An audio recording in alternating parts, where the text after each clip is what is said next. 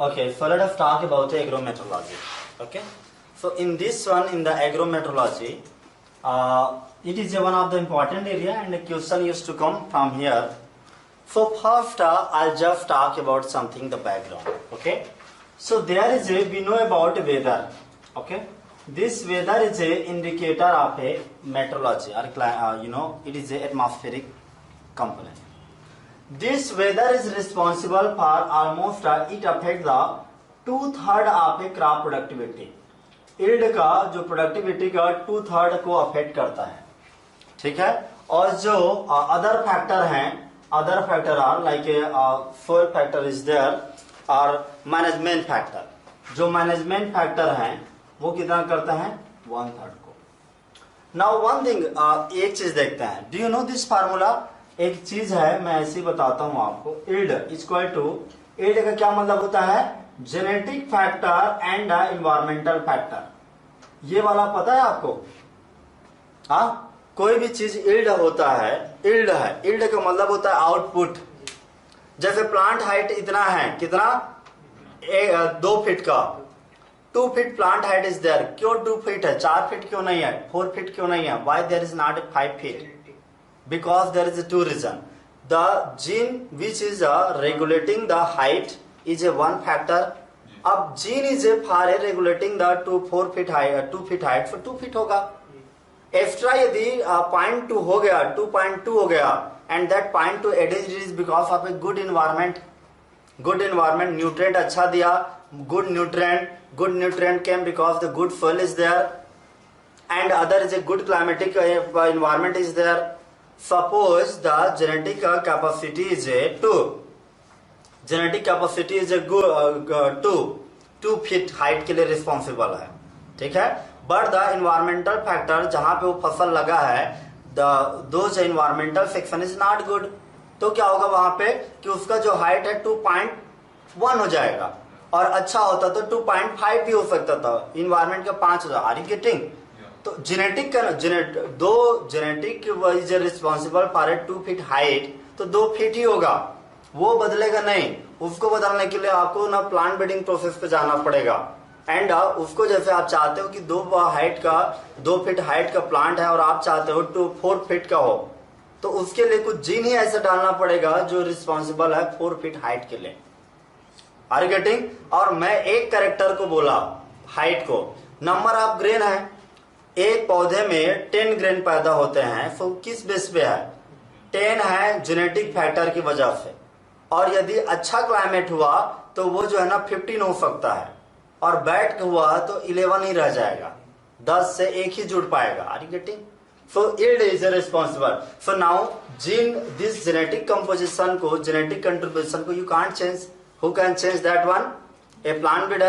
Plant breeder will insert a gene by any plant breeding technique that which is responsible for the 20 grain.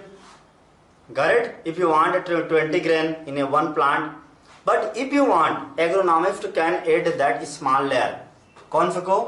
Agronomy वाले ये कर सकते हैं कि यदि 10 ग्रेन वाला प्लांट है तो उसमें जो एक एक्स्ट्रा जुड़ रहा है उसको 5 जुड़ने में मदद कर सकते हैं। If you are managing the all thing everything well, you grown the crop at a good climate, so it will contribute. Are you getting? So this environment का जो 2 कंट्रीब्यूशन, इन्वायरमेंटल कंट्रीब्यूशन जितना होगा, वेदर से अकेला 2/3 contribute होता है, और बाकी soil management, good tillage, good weed removal and everything just contributed the 1/3 आप। जो मैंने कहा ना 10 ग्रेन से आपका और जो 5 जुड़ रहा है वो किस पे डिपेंड करेगा?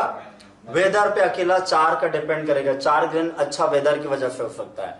एग्रोनॉमी किस पे बढ़ा सकते हैं? 1 ग्रेन एक्स्ट्रा, 2 ग्रेन एक्स्ट्रा में। Are you getting the meaning? So agronomy, so scientist are having that contribution. Now you know, and that's still it is not okay this one. Why we are studying? We study the basic of agronomy principle, basics of agronomy to get this one in our favor. आप best management technique इसलिए पढ़ते हैं agronomy का, ताकि जो environmental contribution है उसमें 1 grain में 2-3 सीढ़ी मिक्स होता है, मतलब समझ रहा है ना। यदि 10 ग्रेन में से यदि 1 ग्रेन एक्स्ट्रा जुड़ गया, कितना % ज्यादा हो सकता है?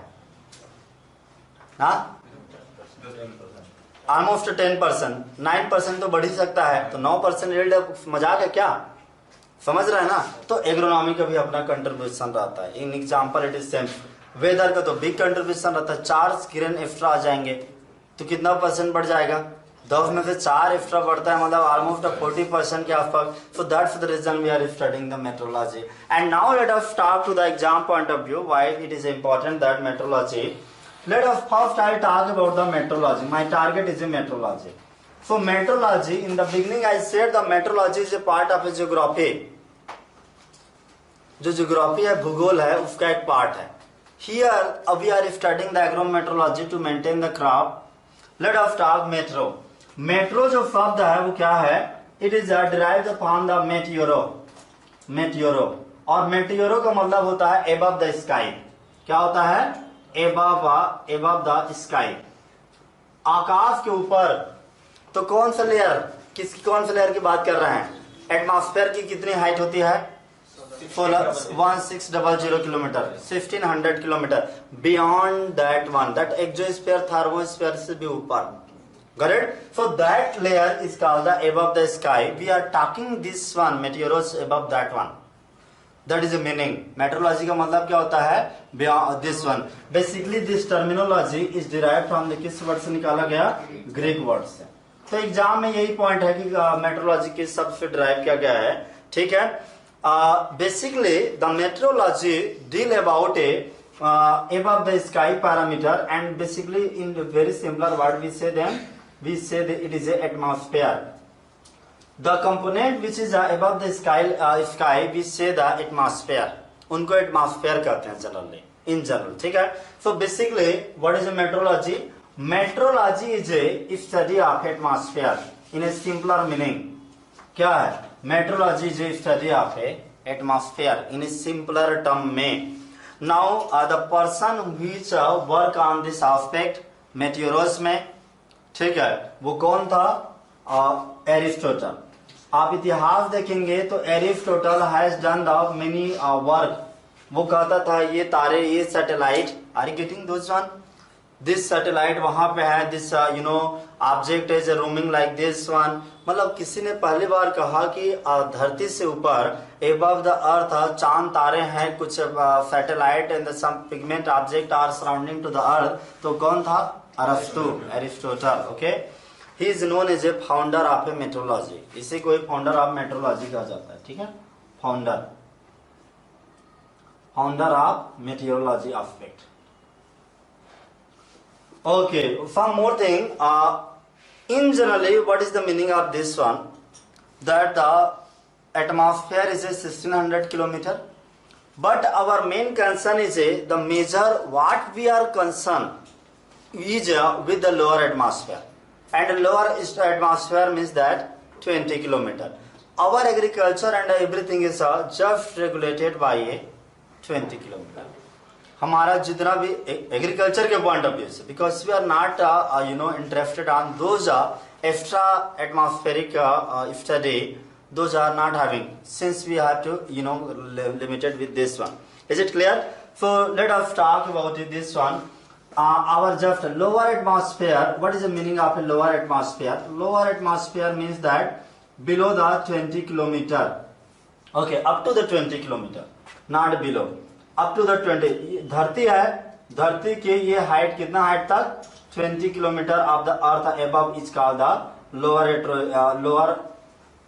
Lower atmosphere, and this lower atmosphere is important for the agricultural point of view.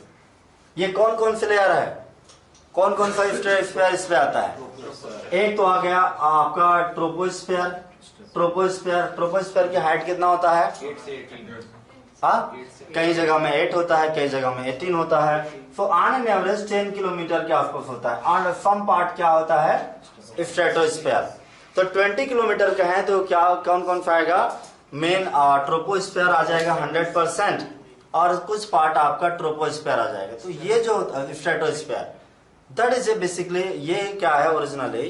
This is a original, क्या है? यही ओरिजिनल जो है ना एग्रीकल्चर को प्रभावित करने वाले स्फीयर है. And now let us talk about some more aspect that meteorology. Okay, we have studied the meteorology. Here we are talking about agrometeorology. So first I would like to make you clear about it. There are the different type of meteorology.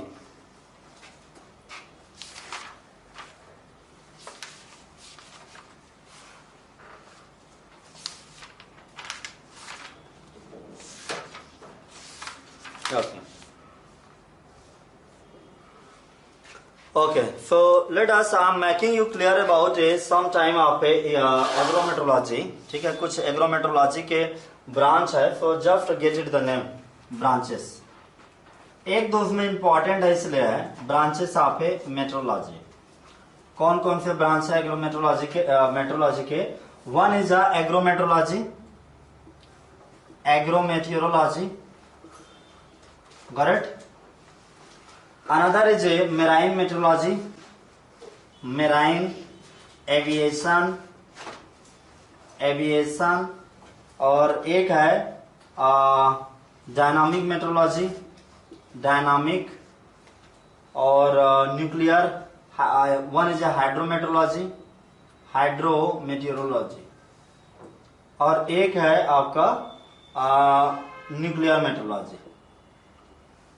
तो इनको समझना नहीं है, बहुत ज्यादा नहीं है. I am just putting a fodder, कचरा चीजें दे रहा हूं मैं ताकि एक माइंड सेट बन सके. This is important for you and hydrometeorology is important. ठीक है. Nuclear meteorology, when we know that the many nuclears are there in the atmosphere also. समझने की बात है. आपको पता है एक दो वर्ड है न्यूट्रिनो, ये वेव है, इनमें भी कुछ पावर है. This are the nuclear and those are also studied, but those are not our part. जो प्योर जो है मेट्रोलॉजी वाले हैं उनका काम है.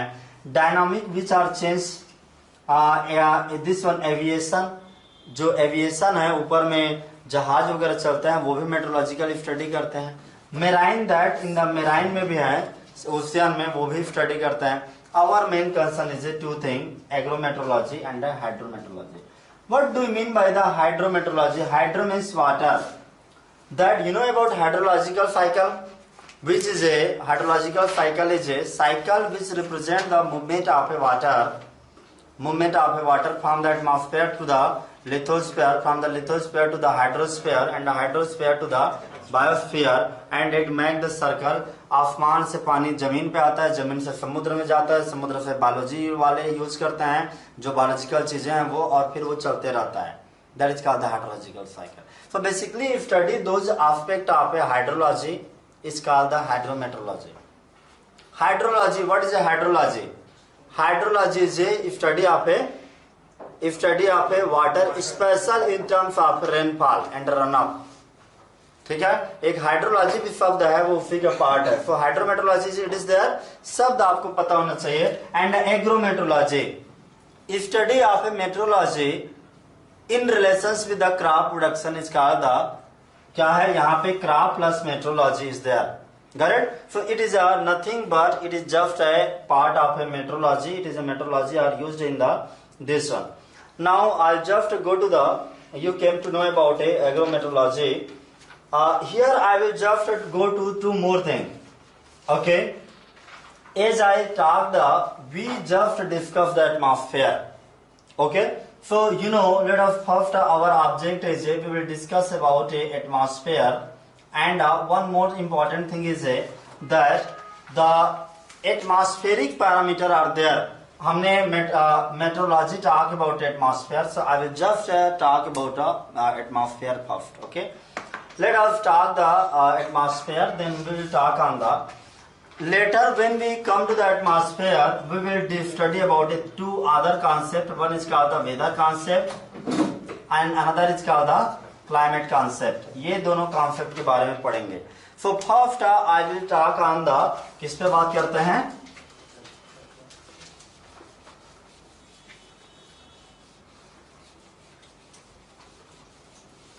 तो टाइटल में क्या लिखा था आपने? एटमॉस्फेयर वाला कम नहीं, क्या था टाइटल, क्या था उसका? It was a earth atmosphere ना. Okay. So let us first do this, understand the earth atmosphere. Earth atmosphere, ठीक है, अर्थ एटमॉस्फेयर।